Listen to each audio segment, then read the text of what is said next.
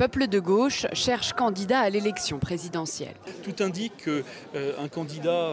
issu du Parti socialiste, y compris le candidat sortant, pourrait être en 5e place. Mais personne à gauche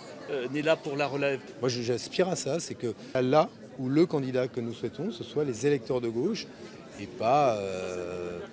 un petit bout d'un appareil minoritaire de la gauche. Une primaire de gauche, je n'irai jamais.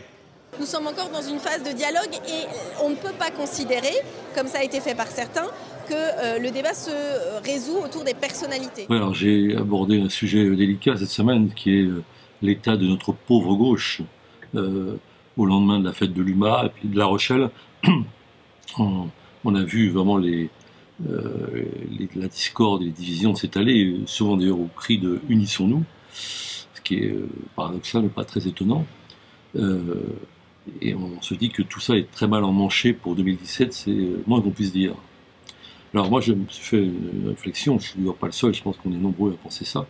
que la gauche court pour l'instant, tout peut encore changer, mais c'est mal parti, vers une défaite mémorable comme elle en a connu en 58, en 69, jusqu'en 93, en 2002, mais que la question qui se pose vraiment à nous, enfin à la gauche aujourd'hui,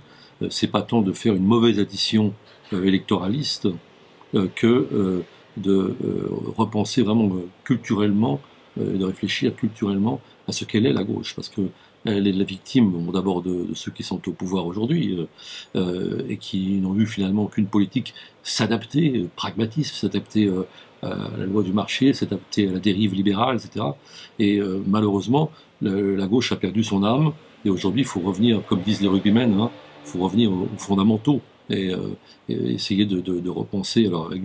en inventant aussi avec du neuf, mais aussi en tenant bon sur disons, les principes, en étant fidèle à un cap qui est celui de la gauche sur la question de l'immigration, sur la question de la financiarisation de l'économie,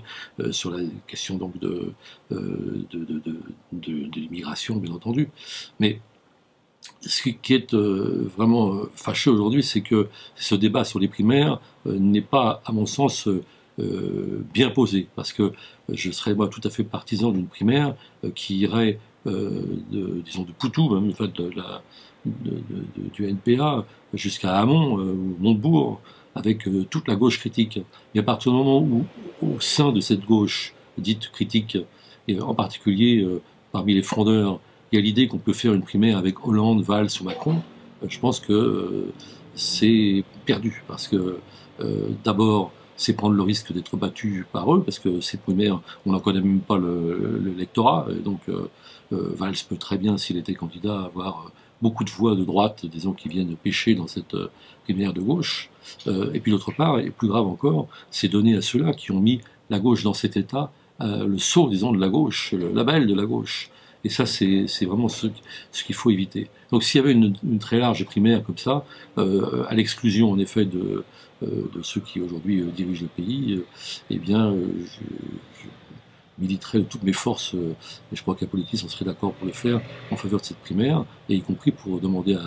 à Mélenchon de se réimpliquer dans cette compétition. Mais aujourd'hui,